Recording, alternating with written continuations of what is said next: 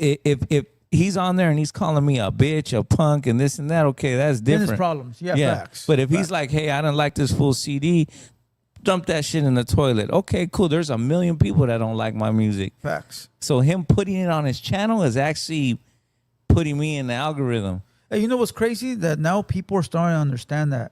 When It's I had came out, motherfuckers didn't understand that. That's why we're the most hated. Yeah. But now people are starting to understand, like, full people gonna say whatever the fuck they want to say. You can't control it. Yeah, because it's like you drop an album, bro, and then someone I'm being real with you now. We go in the room, they tell me to critique your album. I'm really going to go on there and be like, fool, all 13 fucking songs were fire, dog. Like, damn, I bump. No, I'm going to be like, you know what, tracks 3 and 7 I fuck with.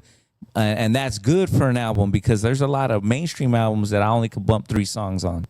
So if this thing, you give me your album, I'm like, yeah, 2 are fire. That's like, hell yeah. Yeah. That's a good album. I sounds crazy, but that's the truth, right? When you get an album, there might be 3 or 4 songs on like a mainstream album that you like, and then you go to the next album.